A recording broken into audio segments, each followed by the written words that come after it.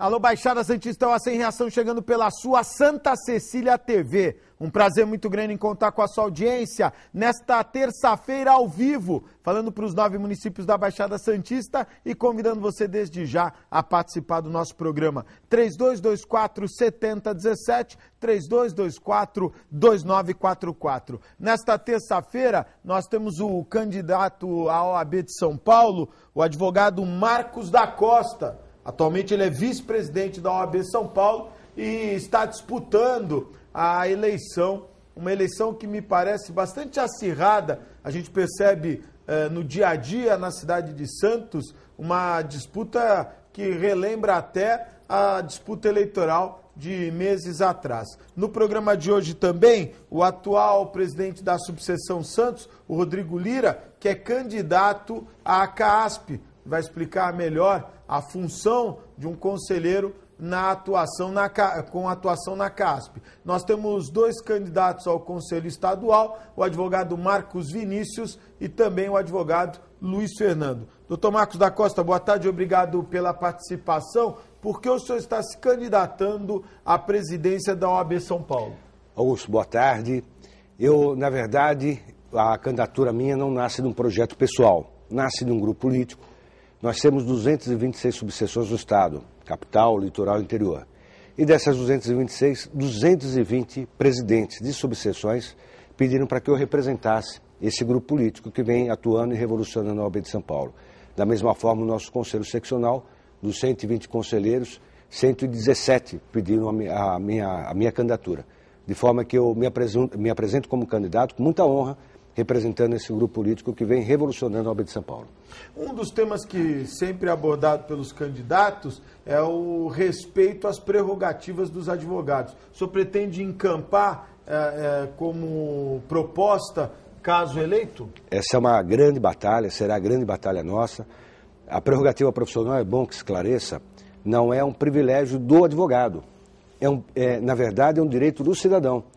Porque a prerrogativa profissional é um instrumento que o advogado tem para exercer o seu papel, que é instrumentalizar o direito de defesa do cidadão. E quando uma autoridade vem a violar as prerrogativas do advogado, o que ele faz é impedir que o cidadão tenha, na sua plenitude, o direito de defesa, cometendo um verdadeiro atentado ao Estado Democrático de Direito. Nós temos um projeto no Congresso Nacional, já aprovado na Câmara, está no Senado Federal agora, nascido aqui de São Paulo, na nossa OAB, criminalizando a violação das prerrogativas profissionais. Nós vamos lutar para aprovar esse projeto, porque, Augusto, a autoridade que viole as nossas prerrogativas irá cometer crime e precisará contratar advogado para se defender. E nós temos visto nos últimos, nem dias, né, nos últimos meses, atuações, inclusive recentemente, a Polícia Federal vem, através de mandatos, investigando escritórios de advogados. Como é que a OAB defende essa situação? Porque alguns advogados acabam sendo acusados de algum tipo de... ou são alvos de algum tipo de investigação. Quer dizer, aí entra a prerrogativa, o escritório do advogado é inviolável? Exatamente isso. Na verdade, precisa olhar caso a caso. Nós tivemos um período muito triste da história, onde a Polícia Federal invadia a escritório de advocacia e fazia a busca genérica. O mandado de busca era genérico, não apontava o que visava buscar. A lei obriga, quando o juiz determinar a busca de algo dentro do escritório de advocacia, ele deve dizer exatamente o que ele procura. E não simplesmente dizer que, como fazia os mandados anteriores, genéricos, qualquer documento, qualquer computador, enfim, qualquer instrumento que pudesse de alguma forma ter contribuído para a participação de um crime em tese. Até porque ali você tem informações de Exatamente. Outros casos, né? Nós tivemos casos, inclusive de um caso do escritório, que a Polícia Federal levou a cafeteira do escritório. Levou tudo do escritório, até a cafeteira. E o que se preserva aí é o direito dos outros clientes. Ao ter acesso a tudo, aos arquivos, aos computadores, a polícia acaba tendo acesso a informações que são amparadas pelo dever do sigilo profissional, sigilo do advogado. Portanto, o primeiro ponto é esse. Se o advogado tiver ele sob suspeita, o mandado deve apontar exatamente o que está sendo imputado contra o advogado e o que se pretende buscar no escritório da advocacia. Agora, o que faz a OAB? A OAB age com as prerrogativas profissionais, com a nossa comissão de prerrogativas. A OAB acompanha a diligência, evitando que se use do mandato de forma abusiva, e se caso constatado algum tipo de abuso, alguma violação das nossas prerrogativas, a ordem age até em juízo, fazendo com que aquele advogado seja preservado e as informações dos clientes dele também sejam preservadas. O Rodrigo Lira esteve aqui recentemente, me deu uma informação que eu desconhecia, que a OAB São Paulo, ela distribui recursos para as subseções. Exatamente. Eu imaginei que as subseções tivessem orçamento próprio. Com essa informação que o Rodrigo trouxe das verbas, não é, que a OAB São Paulo acaba distribuindo, qual o seu pensamento para a Baixada Santista, não só Santos, mas São Vicente, Cubatão, no sentido de melhorar o dia a dia dos advogados da região? Augusto, muito rapidamente. Eu fui diretor tesoureiro durante 2 gestões. Nós entramos em 2004, pegamos uma ordem falida. A ordem tinha patrimônio líquido negativo, ou seja, se vendesse todos os ativos, não pagaria as suas dívidas. Tinha dívidas em 2004. Em 2004. Dívidas de mais de 40 milhões, patrimônio negativo, não tinha dinheiro para pagar o 13º salário dos seus funcionários. Nós conseguimos sanear as finanças da ordem, reagimos, economizamos cada centavo do dinheiro da ordem, que é dinheiro do advogado. A ordem só tem uma fonte de receita, que é a anuidade que o advogado paga, e conseguimos reverter um quadro de distanciamento dos advogados prestando serviço. E eu exemplifico com o serviço de intimação, que hoje é prestado pela ordem, foi um projeto meu, sem nenhum custo para advogado. Com isso, o advogado voltou a casa e voltou a pagar a unidade. Serviço nós de tínhamos intimação. É um serviço que nós prestamos ao advogado, sai os prazos do advogado no Diário Oficial. O Diário Oficial é muito grande. O que nós fazemos é identificar para cada advogado do Estado os prazos que pertencem a ele. E encaminhamos sem custo nenhum. O advogado chega no dia, liga o seu computador e já está lá. As intimações já estão lá dirigidas a ele, com absoluta segurança. Nunca deixamos de identificar nenhuma publicação para nenhum advogado. Mas com isso o advogado voltou a se aproximar da ordem e voltou a pagar. Nós tínhamos uma inadimplência de 40%. Hoje a inadimplência está por volta de 8%, 9%. Com isso nós regularizamos a situação. Hoje nós temos um patrimônio positivo de mais de 70 milhões de reais. 70 milhões que não é dinheiro em caixa, é patrimônio. São casas, são salas, são computadores, investimentos que são colocados à disposição do advogado. E ao lado disso conseguimos reduzir a anuidade em 20%. No litoral nós fizemos muito. Recentemente inauguramos a Casa 3 da OAB de Santos, uma parceria, um trabalho de mãos dadas com as subseções.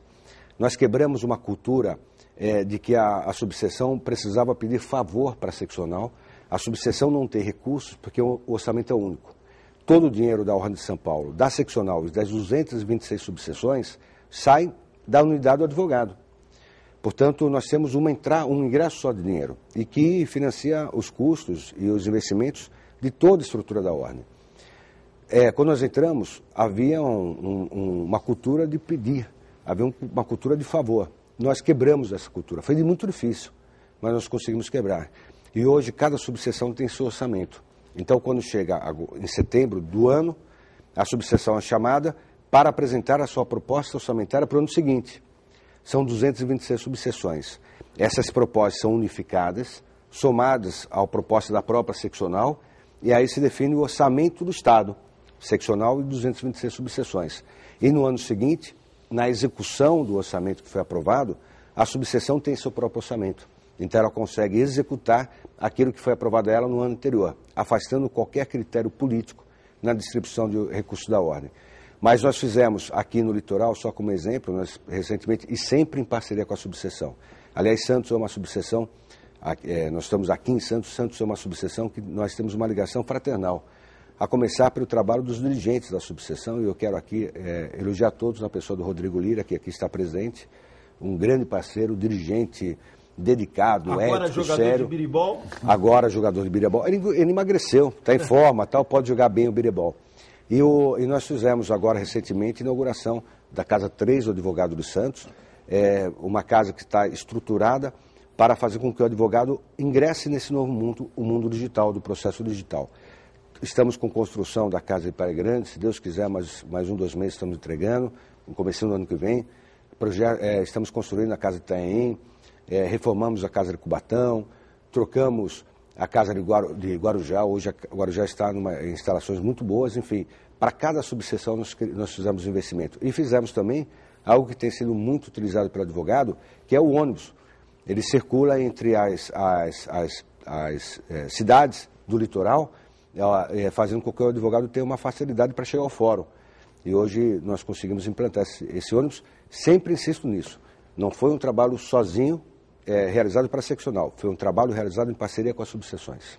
Rodrigo, boa tarde, obrigado por vir ao programa. Você está concorrendo ao Conselho da CASP, é isso? Boa tarde, obrigado pela presença. Boa tarde, Augusto, Marcos, aos nossos companheiros aqui. Eu hoje estou concorrendo à diretoria da Caixa de Assistência dos Advogados. Ele é um órgão, um braço assistencial da ordem, onde cuida dos planos de saúde, onde cuida de toda a parte estrutural com relação à farmácia, livraria, gabinetes odontológicos, consultas médicas, faz um trabalho de convênios, tem vários convênios com empresas grandes em facilitar a vida do advogado, compras coletivas, tem uma série de trabalhos feitos no Estado, aonde presta o serviço, o advogado ele tem, além da ordem para garantir as suas prerrogativas, tem também na Caixa o pedido e as solicitações de campanhas de saúde, auxílios que são disponíveis a advogados carentes, há todo um trabalho em prol da advocacia, na proteção exclusivamente do advogado e da advogada.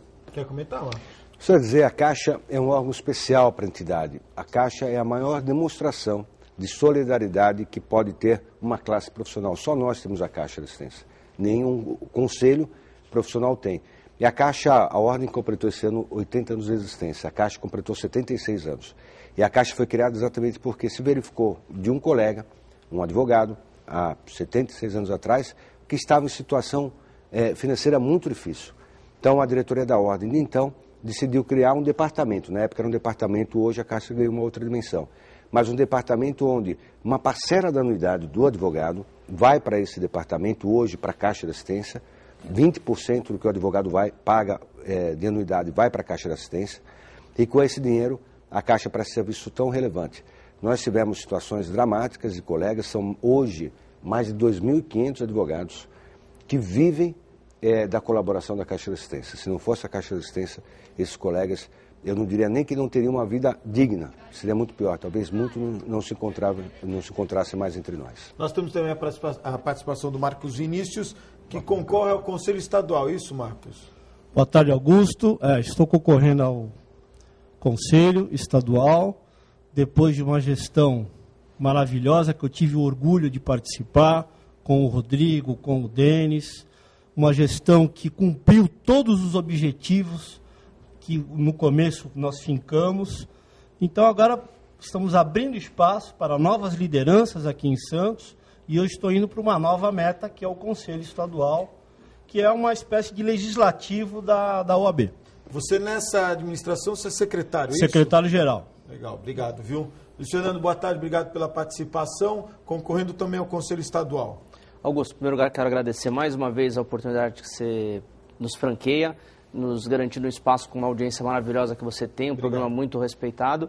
E quero dizer que sou candidato à reeleição pelo Conselho para manter um link que existe com a subseção de Santos, que, se Deus quiser, vai ser presidida pelo Denis, que é a chapa 3 aqui em Santos, e com a seccional, aproveitando a simbiose que existe de sinergia entre ambas as chapas e trazendo conceitos de São Paulo de profissionalização de gestão para Santos. Santos tem otimizado também seus recursos e, de mãos dadas com a seccional, feito uma parceria maravilhosa. Somos, sem dúvida, e temos aqui uma testemunha ocular, uma das melhores subseções do Brasil. Nós temos uma casa de apoio, que é a Casa 1, onde tem assistência à CASP, serviços de livraria, odontológicos, 3 plantões odontológicos, temos livraria e farmácia. Casa 2, Tribunal de Ética, com recursos da subseção também, garantindo que os processos tenham agilidade e hoje certificado pelo ISO 9001. Temos Escola Superior da Advocacia Regional na cidade de Santos. Temos Centro de Lazer, que agrega e congrega diversos advogados todos os dias lá que jogam futebol ou que no final de semana estão lá confraternizando com as suas famílias. Isso tudo a exemplo, à mercê de um trabalho capitaneado também pelo Marcos da Costa, que em 9 anos vem colaborando conosco. e é fundamental fazer esse link com a subseção. Quero estar à disposição do meu candidato, que é de Santos, que é o Denis Hermida, quero estar com esse grupo que está surgindo, quero estar apoiando esse grupo e trazendo e levando informações para a seccional de um trabalho em conjunto, de mãos dadas. Fala, Marcos. Não, eu ia dizer que o Luiz Fernando foi tesoureiro comigo na primeira gestão. Eu ia fazer uma brincadeira, ia dizer que antes de nós entrarmos como tesoureiros, o Luiz Fernando tinha mais cabelos. E eu não tinha cabelos brancos. Porque realmente foi um trabalho muito Sempre muito quem difícil. assina o cheque sofre, né? Sempre que assina, e principalmente quando o cheque, no momento que nós entramos, não tinha fundos. Hoje não. Hoje, graças a Deus, Hoje, a ordem está em o ordem. orçamento da OAB de São Paulo é considerado um orçamento superior a pequenas cidades, não é? Eu diria até, muitas vezes, médias cidades. Nós temos líquido, ou seja, o advogado paga, uma parte, 20%, vai para a Caixa de Assistência, uma parte, 12%, vai para o Conselho Federal e uma parte, 3%, vai para o Fundo Cultural. Portanto, o líquido do orçamento, do que o advogado paga hoje, gira em torno de 160 milhões. Com esses 160 milhões, a ordem mantém mais de 1.000 pontos de atendimento no estado de São Paulo para advogado. Nós temos esse diferencial. Qualquer fórum que vai ao advogado, qualquer fórum que se encontra o advogado de uma grande comarca como Santos, a menor das comarcas, como Pedregulho ou Apiaí, o advogado terá lá uma sala com funcionário, com serviço de xerox. Com funcionário? Todas as salas com funcionários, e funcionários muito bem treinados. Nós temos um corpo funcional de excelente qualidade, muito educados, prestigiam a advocacia, são atenciosos, enfim, procuram fazer com que o atendimento seja da melhor qualidade. Nós temos, nesse orçamento, praticamente 66% dele é comprometido com folha. São quase 3.000 funcionários. Aí nós temos uma parcela que é para pagar ainda aquelas casas onde nós alugamos. Nós conseguimos construir nesse período, com essa dificuldade financeira, quase 40 casas. Puxa vida. E substituindo o valor do aluguel pela prestação de BNDES, que é uma prestação, um valor pequeno. As primeiras casas, inclusive, o financiamento, mais um mês, em setembro foi liquidado. Então, as 16 primeiras casas já estão fazer uma boa administração. Quitadas. Exatamente. Acho que a administração financeira é sempre importante, né? É a base de tudo. É a base, né? Para poder ter administração, você tem que ter a base financeira. A questão política e, às vezes, o relacionamento e não ter Se não tem uma estruturação forte, adequada... Chamada mão de ferro. Exatamente. Muito bom. Nós temos que fazer um breve intervalo no programa. Silvia, queria só fazer aqui alguns comentários. Primeiro, fazer aqui uma homenagem ao Marcelo Gatto. Marcelo Gatto, que foi um político importante na nossa região, que faleceu.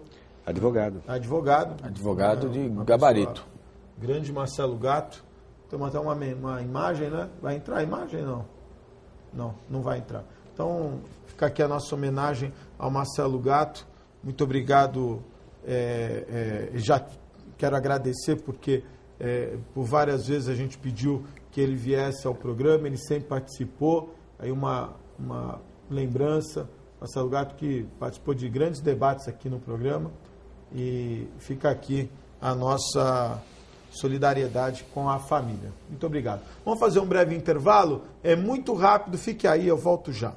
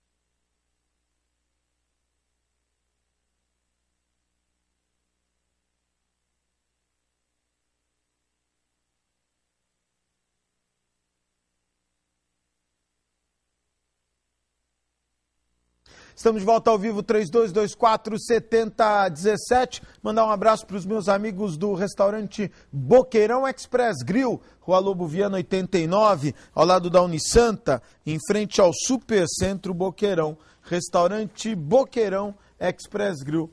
Quero lembrar aqui que o prefeito Alberto Mourão e a vice-prefeita eleita Maura Lígia Costa Russo, eles vão ser diplomados no dia 13 de dezembro, às 2h30 da tarde, no auditório jornalista Roberto Marinho, no bairro Mirim. A cerimônia será conduzida pela Justiça Eleitoral. Aqui um registro. Mandar um abraço para minha amiga Janaína, que foi eleita vereadora na cidade de Praia Grande. Mandar um abraço também aos meus amigos que sempre estão atuantes no programa, a Ozan, www.ozan.com.br. E o Eduardo Lustosa me convida, ele que faz parte da Associação dos Engenheiros e Arquitetos de Santos, Hidroviajar, oportunidades para o desenvolvimento na região metropolitana da Baixada Santista. Um tema muito interessante. Vai acontecer no dia 29 de novembro, a partir das 8h30 da manhã, na própria Associação dos Engenheiros. Você precisa se inscrever com antecedência, diz o Eduardo, e são vários os palestrantes. O telefone da associação é o 3288-1110. Hidroviajar, oportunidades para o desenvolvimento na região metropolitana da Baixada Santista. E lembrar do Incatep, o primeiro e verdadeiro centro de excelência portuária. Incatep qualificando a mão de obra do trabalhador portuário e preparando para o mercado de trabalho. Agora com os novos terminais, com ou sem operação Porto Seguro, os terminais vêm crescendo, né? E precisam de uma mão de obra qualificada. Por isso eu recomendo Incatep, o primeiro e verdadeiro centro de excelência portuária. Quero agradecer aqui o convite da Câmara Municipal do Guarujá para a sessão solene que vai se realizar hoje em homenagem ao meu amigo jornalista Valdir Dias. Ele que é um jornalista atuante na cidade do Guarujá, tem um programa na Guaru TV, escreve no Jornal do Guarujá, e o evento vai acontecer às 7 da noite. Muito obrigado pelo convite. Um abraço ao nosso querido Valdir Dias. Quero lembrar também dos meus amigos do Jornal da Orla, o maior jornal de distribuição gratuita de todo o litoral paulista. Você encontra o Jornal da Orla nas melhores residências, só nas melhores, hein? E também nas bancas de jornal. Eles têm uma promoção, Rubinho. É verdade. Você comprando o Diário do Litoral na quinta ou no domingo, você ganha inteiramente grátis o Jornal da Orla. Jornal da Orla, Diário do Litoral, a parceria que deu certo. Eu quero agradecer a Marlene Zamarioli, que atualmente ocupa o cargo de coordenadora de políticas para a mulher, porque ontem na Sala Esmeraldo Tarquínio houve uma homenagem tanto do Conselho da Mulher como da coordenadoria para Fernanda Vanucci, uma homenagem bastante emocionante, até por tudo que a Fernanda trabalhou nessa campanha eleitoral, representando as mulheres, a mulher mais votada na cidade de Santos, com quase 3 mil votos, a 15ª no cômputo geral, não é? E fica aqui um abraço a Marlene. Quero também agradecer as palavras do vice-prefeito e a vereador eleito, Cacá, fez elogios bastante significativos. A gente fica feliz, eu como companheiro da Fernanda, fico feliz em poder registrar o reconhecimento de vários setores da sociedade com o trabalho que ela realizou e que vem realizando através da ONG Reviver na defesa da mulher, principalmente com os números que cada vez surpreendem mais da violência doméstica. E um dado que o secretário de Cidadania, Paulo Moura, trouxe ontem a público, não é o aumento das denúncias. Antes as mulheres sofriam a violência doméstica e tinham medo de denunciar. Hoje significativo o aumento das denúncias. Né? Quer dizer, é uma notícia importante, triste. Né? A gente sabe quantos casos de violência doméstica existem que não são notificados. Isso, eu acho que se deu a partir da campanha Basta, Diga Não à Violência, que a Coordenadoria de Políticas da Mulher, quando a Fernanda estava à frente, implantou. Então, obrigado, viu, Marlene? Um abraço a você, ao vice-prefeito Alcacá, também ao Paulo Murá, secretário de Cidadania. E também quero registrar aqui o prefeito eleito, né, Silvia? O Paulo Alexandre Barbosa anunciou seus 3 nomes, seus primeiros nomes, né, para secretarias. Anunciou o Marcos Calvo. Olha, a gente percebe quando a gente está ficando velho, que eu me recordo do Marcos Calvo, novinho, não tinha cabelo branco ainda, ele vinha ao programa, acho que há 12, 13 anos atrás, era vereador em São Vicente, uma pessoa ativa, hoje diretor clínico da Santa Casa e escolhido para dirigir a saúde na cidade de Santos. Tem também o advogado, o Lovecchio, que vai ser o procurador-geral, também escolhido pelo Paulo Alexandre Barbosa. Mas aqui eu queria fazer aqui uma homenagem ao meu amigo Rivaldo, corintiano, gente boa, da Zona Noroeste. Olha, eu vou guardar essa foto de lembrança, Rivaldo, vou pôr na minha carteira. Eu nunca vi o Rivaldo com um sorriso tão festivo como esse. Parabéns, merecedor, um cara batalhador, gente boa pra caramba. Além de ser corintiano, é muito boa gente. Ficou um abraço aqui, viu, Rivaldo? Parabéns, eu não liguei pra você porque eu sei que é uma encheção de saco. E aí os caras já vão achar que você tá pedindo alguma coisa. Mas fica aqui o meu abraço a você. Você merece um profissional ético, um cara decente.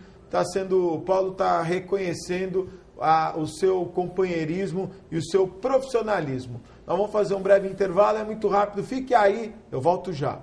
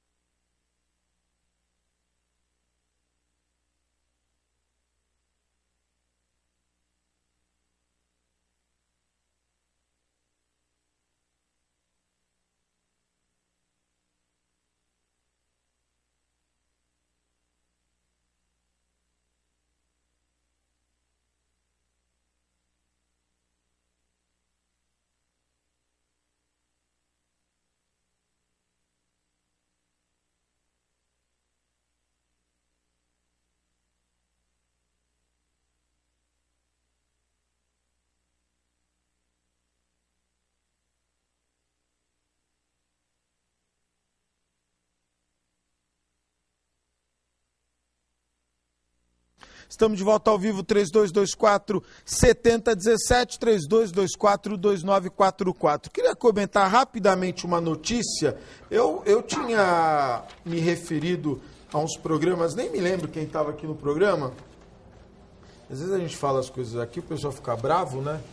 Mas eu tinha comentado aqui, quando a Ródia anunciou que ia queimar o lixo de Cubatão, que contaminou toda a Baixada Santista e hoje tem uma relação direta com os altos índices de câncer que nós temos, a Baixada Santista em relação ao Brasil, é a região com maior índice de câncer.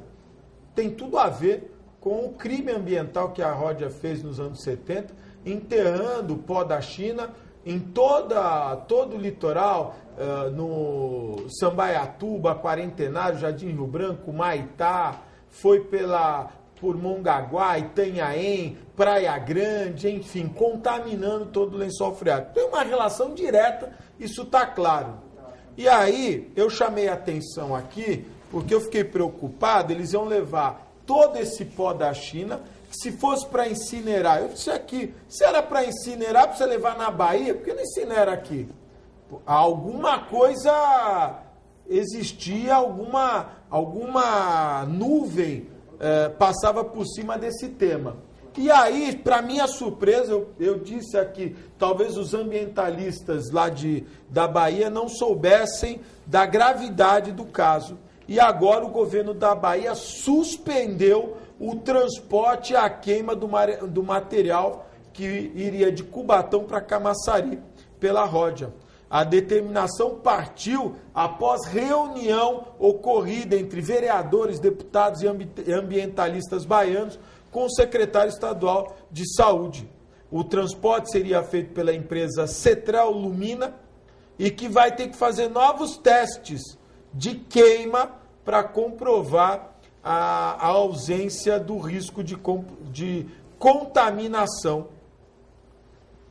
Pelo menos os baianos nesse momento tiveram a serenidade de perceber a gravidade do tema. Nós estamos recebendo agora o Denis Hermida, o Denis que é candidato à subseção de Santos, não é isso, Denis? E que apoia o Marcos da Costa. Boa tarde, obrigado pela participação. Bom, antes de mais nada, Augusto, muito obrigado por mais uma vez ter aberto a oportunidade de nós nos manifestarmos, falarmos não só com os nossos colegas advogados, mas com o público em geral, com a sociedade, tendo em vista que eleições da OAB não interessam somente a advogados, mas interessa a sociedade como um todo, tendo em vista aí a finalidade institucional da OAB de defender o Estado Democrático de Direito. E agradecer também a oportunidade de poder reafirmar o nosso apoio ao candidato da seccional, Dr. Marcos da Costa. Apoio esse que vem exatamente do fato dele ter abraçado as nossas propostas, ter fincado exatamente as mesmas bases da nossa campanha, que são a união da advocacia como um todo e uma visão cada vez mais estratégica e profissional das ações da Ordem dos Advogados do Brasil. Muito obrigado. Marcos, queria saber a sua opinião sobre um tema que a gente vem escutando muito a respeito da falta de profissionais em todos os setores, não é? Falta engenheiro, falta médico, falta enfermeiro, enfim, todas as áreas. E com a chegada de muitas empresas para exploração do pré-sal e até outras atividades, não é? Acabam vindo também os advogados estrangeiros. Como é que a OAB vê isso e qual é a relação? Por exemplo, um advogado norte-americano, ele vem para o Brasil, ele pode advogar tendo reconhecimento lá fora, ou um argentino, já pensou advogado argentino? Eu conheço médicos... Torcedor do Boca? Torcedor do Boca? Pior ainda, torcedor do Boca. Como é que se dá isso e qual a posição da OAB quanto a esse tema? Augusto, de forma muito, muito clara, a posição nossa é contra o ingresso dos escritórios estrangeiros no Brasil. Os escritórios? Os escritórios. Os escritórios são empresas, não são como nós, um escritório de advocacia, são verdadeiras empresas. Para você ter uma ideia, na Inglaterra, os grandes escritórios têm ações em bolsa de valores. Puxa vida. Então imagine alguém que chegue no meu escritório, apresente uma causa de valor econômico relevante, mas que eu entenda que a causa é temerária. Eu digo para essa pessoa, eu não vou pegar a sua causa. A tese que você quer que eu defenda é uma tese que não vai ter sustentação, você vai perder dinheiro, vai perder ação, vai perder tempo. Se eu tivesse ação em bolsa de valores, eu seria cobrado pelos acionistas, a dizer, por que você não pegou a causa? A se ética você não fica em primeiro lugar, né? Eu diria, no mínimo, ficar num plano igual àquele compromisso que se tem com o acionista, porque ao vender ações em bolsa, eu estou ali projetando um ganho financeiro para que ele comprar as minhas ações. De forma que é um mundo diferente e a advocacia no Brasil está preparada para qualquer demanda. Eu tenho muito claro isso. Nós temos 300 mil advogados qualificados, capacitados, éticos, em quantidade suficiente para atender a qualquer demanda. Agora, há a situação do profissional, do advogado, que eventualmente vem ao Brasil. Aí existe duas figuras. Uma é do consultor estrangeiro. Então, vamos citar um caso da Argentina, o caso que você citou. Um advogado argentino quer entrar no Brasil, ele não pode entrar no Brasil para advogar aqui no Brasil, mas ele pode, por exceção, se inscrever na ordem como consultor estrangeiro em relação à legislação do seu país de origem. Então, ele pode chegar no Brasil, ele vai, se inscreve na ordem, assume compromisso com a ética e vai dar assessoria, exclusivamente assessoria às leis argentinas. A outra hipótese, um advogado que queira vir e passar a advogar no Brasil, ele tem que primeiro regularizar o diploma dele no Brasil, fazer com que o diploma dele seja reconhecido, validado aqui no Brasil. Validado o diploma, ele vai prestar o exame de ordem, como qualquer outro bacharel em direito. Ele presta o exame de ordem. Passando no exame de ordem, ele pode advogar. Mas isso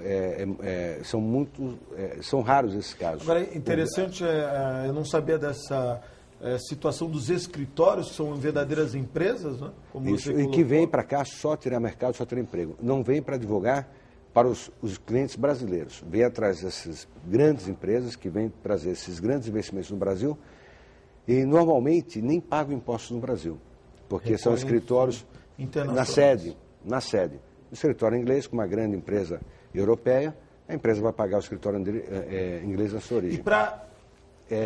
Só um detalhe, na Argentina, a Argentina abriu o mercado para os escritórios estrangeiros. Sabe o que aconteceu com a advocacia na Argentina? Acabou, com certeza. Não tem mais escritório argentino na Argentina. E para a alegria dos recém-formados em Direito, é verdade que vocês vão diminuir a dificuldade do exame da ordem?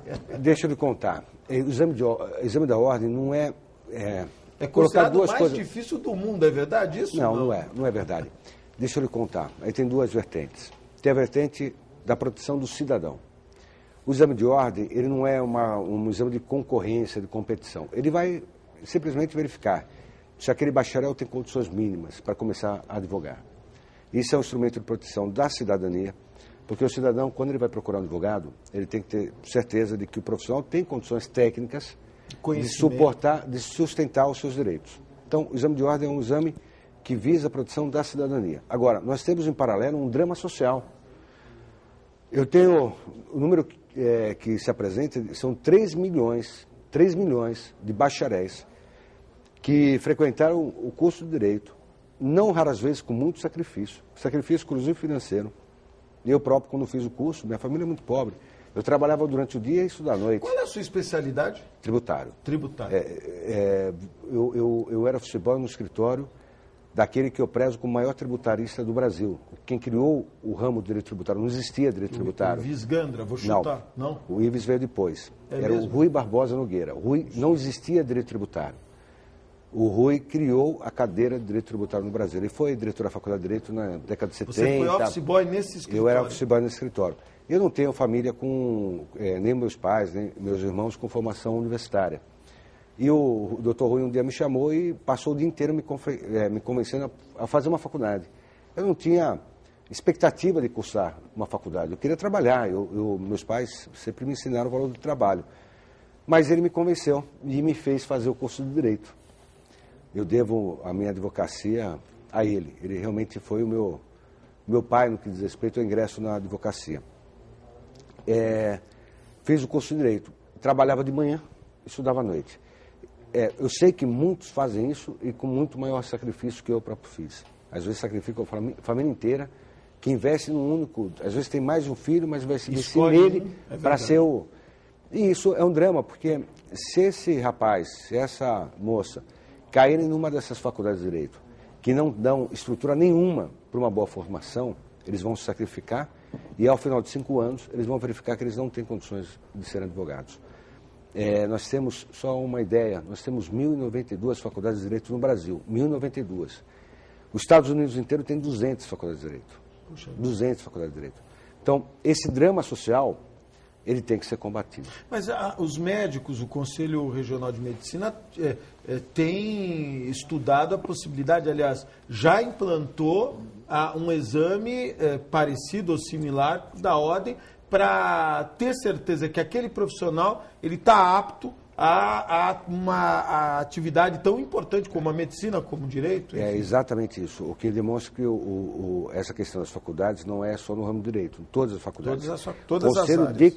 O Conselho de Contabilidade, por lei, também já desde 2010. O Conselho de Medicina, como não foi por lei, ele obriga a fazer o exame, mas o resultado do exame não impede o médico de se inscrever no Conselho. Mas ele já está pretendendo alteração da legislação do Conselho. Já tá... Contabilidade, se não passa no exame, não entra. O Marcos, eu estava comentando no bloco anterior da representatividade feminina, né, da importância das mulheres, e quando se fala em OAB, a imagem ainda é masculina, mas me parece que as mulheres estão dominando. Nós tivemos aqui a presença da advogada que está no Tribunal de Ética, não é? Ela estava me falando dos números, eu fiquei impressionado. Na sua proposta, caso eleito, é aumentar a participação feminina? Não tenha dúvida. Nós temos a satisfação de hoje, desde 2006, ter o número de advogadas maior do que o número de advogados inscritos na ordem. O país ainda é machista. Você, Augusto, falou sobre a eleição. O Brasil, ele tem uma posição em relação à participação da mulher no legislativo, como um todo. A posição do Brasil é 107º país.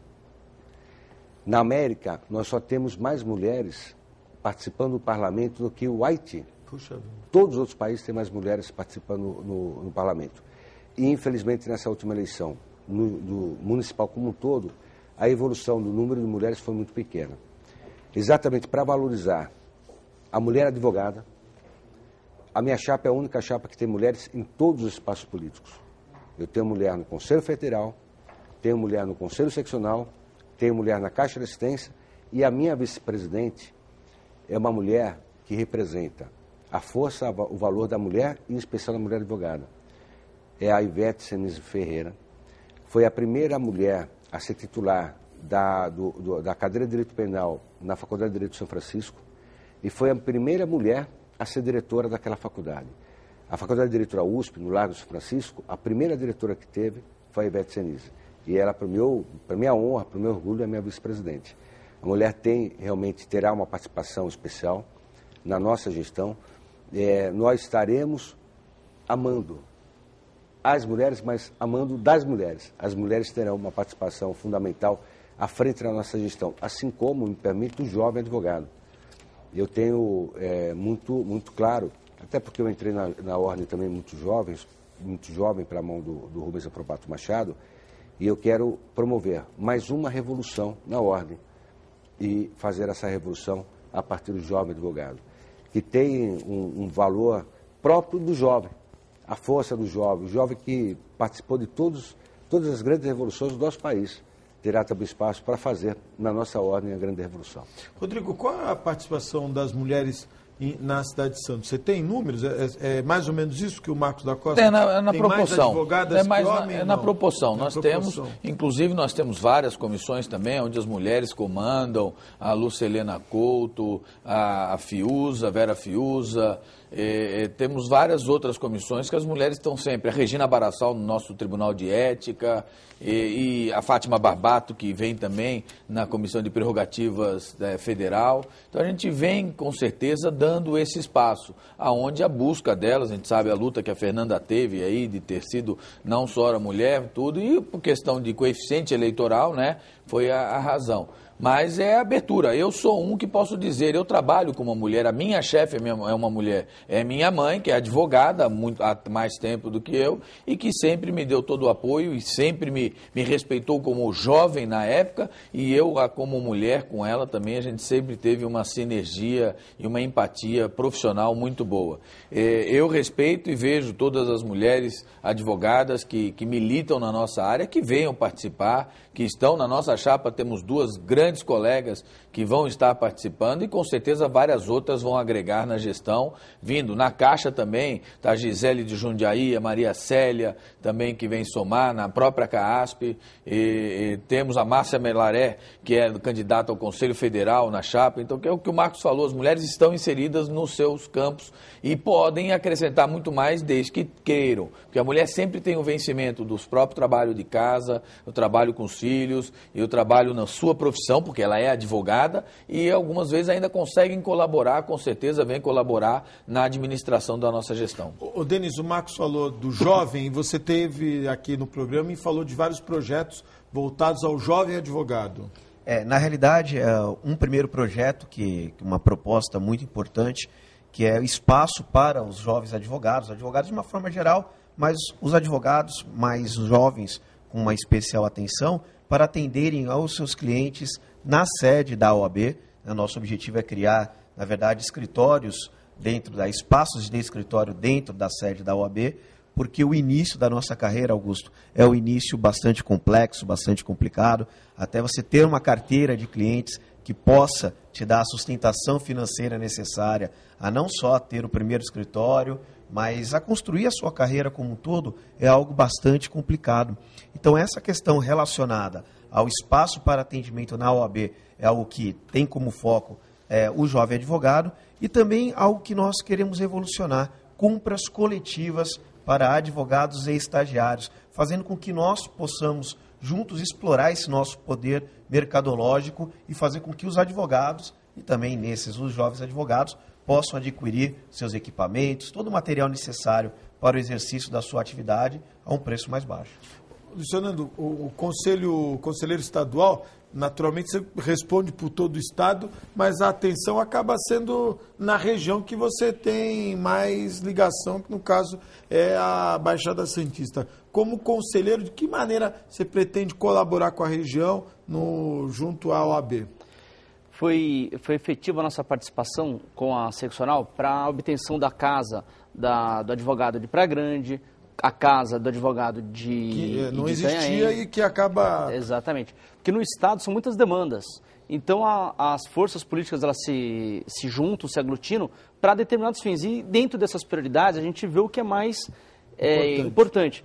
E penso que o mais importante nessa gestão é fazer um linking com a subseção de Santos, as subseções da Baixada com a seccional, para aproveitar toda a expertise, toda a infraestrutura da seccional nas subseções, trazendo cursos, palestras, a defesa intransigente das prerrogativas, como vem acontecendo recentemente, com uma sinergia, uma ligação muito estreita com a seccional, e nós estamos com esse trabalho de união, unindo forças é que nós vamos conseguir continuar a dar essa prestação de serviços à advocacia santista e da Baixada.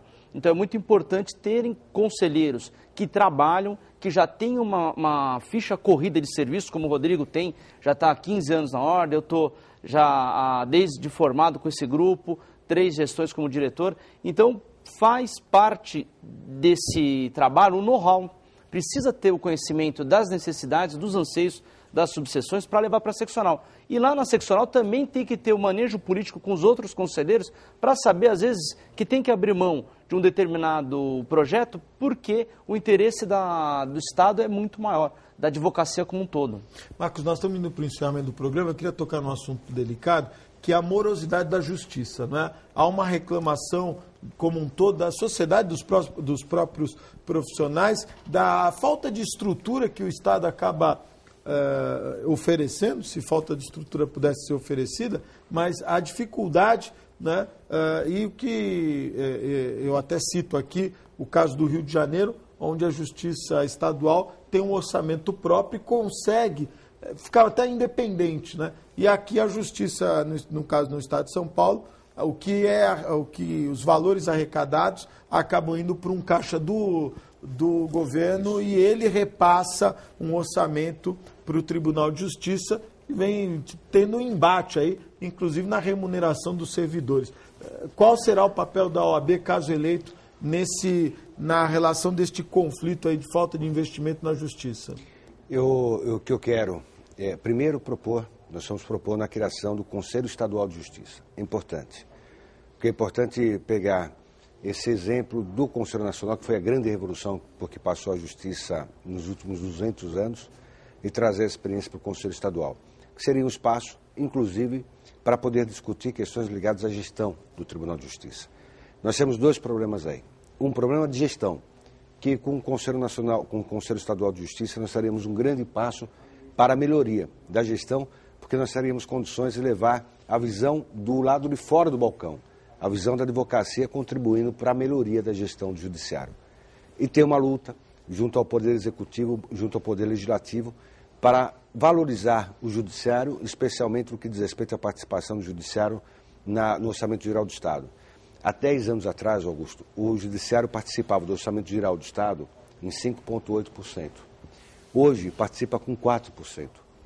O Estado de São Paulo é o que menos investe no seu judiciário, quer no que diz respeito ao PIB do Estado, ao potencial de investimento de São Paulo, proporcionalmente é a que menos investe, quer em relação à participação do judiciário no Orçamento Geral do Estado. E, além disso, São Paulo, nos últimos estados, a não cumprir uma determinação constitucional da Emenda 45, Emenda Constitucional 45, que é de 2004, que determina que o dinheiro das taxas e emolumentos sejam dirigidos exclusivamente à Justiça. Esse dinheiro hoje é encaminhado ao governador do Estado e o governador libera parcela desse dinheiro para o Poder Judiciário. O Judiciário do Rio de Janeiro, hoje, ele é tão superavitário que ele chega a emprestar dinheiro para o Executivo. Puxa. Tem sobra de dinheiro no caixa do Judiciário, pela lei de taxa judiciária, é a fazer com que o Executivo peça dinheiro emprestado para o Poder Judiciário. Aqui é exatamente o oposto. Então, a criação do Conselho Estadual de Justiça, a luta que teremos para que a ordem tenha assento nos órgãos colegiados dos tribunais, o órgão especial no Tribunal de Justiça, no Conselho Superior da Magistratura no Tribunal de Justiça e nos plenos dos dois tribunais do trabalho e do Tribunal Regional Federal, fazendo com que nós possamos discutir, inclusive, o investimento que é feito no Judiciário. Há uma demanda, como o Luiz Fernando falou em relação às casas de advogados, há uma demanda no Estado inteiro em relação a fóruns, por exemplo. O Fórum de Santos, as varas civis de Santos estão instaladas de forma absolutamente precária num prédio pago pela Prefeitura. É um absurdo. O Poder Judiciário é algo de competência do Estado. A Prefeitura Municipal ter que contribuir, colaborar, locando um prédio para que tenha justiça. Isso acontece no Estado inteiro. Em São Paulo, na capital, ao Foro de Santo Amaro, 43% da população da capital está jurisdicionada embaixo do único foro, que é o Foro Santo Amaro. Não dá.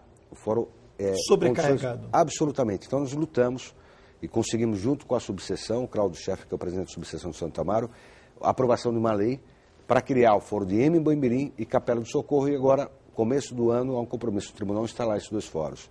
Foro da Lapa. Tem recursos para isso? O São Paulo, olha a curiosidade, São Paulo é o único estado que a construção de fórum está submetida ao Poder Executivo. É a Secretaria de Justiça que faz a construção, ampliação e reforma de fórum. No Brasil inteiro, a competência para construir, reformar, ampliar fórum é do Judiciário. O Executivo, a Secretaria de Justiça, nesse ano de 2012, no seu orçamento tem 30 milhões para construção, reforma e ampliação de fóruns. Um foro, como da Lapa ou de Guarulhos, custa 90 milhões. 3 vezes mais do que o orçamento que a Secretaria tem para o Estado inteiro. Da sua parte, o Tribunal de Justiça tem um fundo de modernização da Justiça que ele não pode usar para pagar salários. Que ele é obrigado a investir. Na modernização. Esse fundo tem R$1 bilhão. Nossa, e não pode usar. Então, o que nós temos essa discussão, eu tenho que trazer para mim, porque eu que levantei isso, eu discuti discussão na Secretaria de Justiça e com o presidente do tribunal, no sentido de que São Paulo deveria seguir o modelo dos outros estados, transferir a competência de construção para o Tribunal de Justiça. É evidente cobrar do Tribunal de Justiça equipe preparada, transparência, licitação, etc. Mas, levando uma equipe boa, o Executivo poderia ajudar o Tribunal com a equipe. Mas a responsabilidade de construção ser do Tribunal de Justiça, porque aí o Tribunal teria, Tribunal, condições de definir quais são as prioridades da Justiça. E aí tem R$1 bilhão para a construção de fóruns como o Fórum dos Santos, que precisa ser construído. Luiz muito obrigado pela participação, viu? Eu que agradeço a sua simpatia, o seu carinho. Imagina, e a sua audiência. Muito obrigado. Denis, muito obrigado pela participação, viu? Mais uma vez, obrigado, Augusto. Rodrigo, só para lembrar, dia 29, não é? Dia 29, importante, das 10 da manhã às 18, e as eleições em Santos serão na Câmara Municipal, no Castelinho. Isso é muito importante. Isso é uma informação que nós devemos destacar. A eleição na quinta-feira, né? Exatamente. Das dia 29, 10 às 18 na Câmara Municipal. Será no térreo da Câmara Municipal, para que haja uma melhor acessibilidade aos advogados. Muito bom. Rodrigo, muito obrigado, viu? Um abraço, agradecer também ao Ogando, que é o nosso conselheiro, ao Walter também, que vão estar juntos lá no dia, pedindo sempre, apoiando o Marcos da Costa, que nós estamos na chapa dele. Muito obrigado. Marcos, foi um prazer conhecê-lo. Muito obrigado pela participação. Muito obrigado pela possibilidade de a gente falar para a advocacia e para a cidadania, porque esse tema de advocacia é binômio de cidadania. Muito obrigado. É verdade, muito obrigado. A você, telespectador, muito obrigado pela audiência. Nós voltamos amanhã, às 1h30 da tarde, ao vivo, direto aqui dos estúdios da Santa Cecília TV. Uma excelente tarde, até amanhã, se Deus quiser, e Ele há de querer. Tchau.